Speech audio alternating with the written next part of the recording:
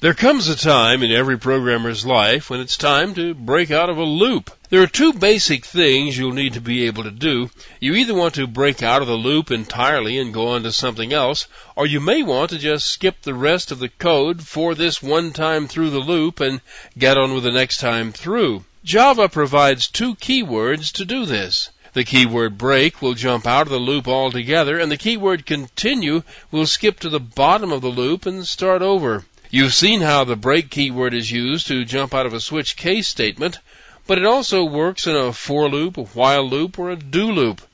Here's a simple example.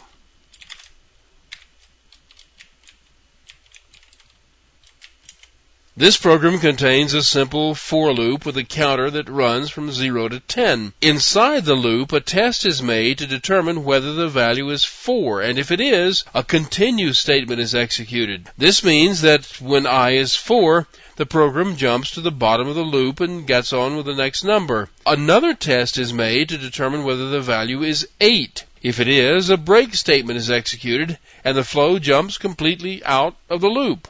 Now, notice that the continue and break statements are both inside an if block. This makes no difference whatsoever. Break and continue completely ignore if. They only work with for, do, while, and switch. Here's the output from running this program.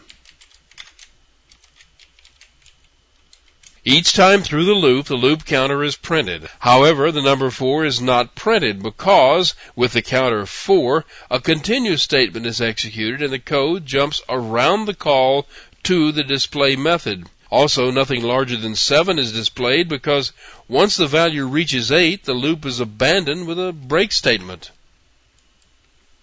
Now, it's common to have one loop nested inside another. In this case, the break and continue commands only affect the inner loop. If you want them to work with an outer loop, you have to tell them which outer loop you're talking about.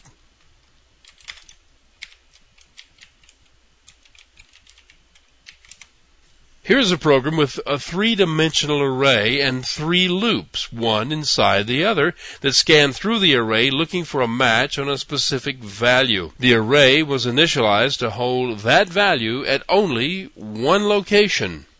But look right here. This is a name followed by a colon.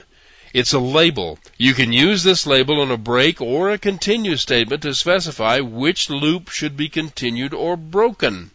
Now, here is the break statement that breaks out of the outer loop. Of course, this breaks the inner loop too, but if no label were on the break statement, only the innermost loop would be broken. Now, notice what happens here. After the nested loops have finished, the 3 loop counter values are printed. If the loops had been allowed to complete, all 3 values would be 10 because that's what the loops count up to. But in this case, the loops were all abandoned in mid-count, so the loop counter values are all left set to their values at the point of the break. Here, let me show you. And here are the 3 values. All 3 loops were broken at the same time, so the values were left where they were when the loops broke.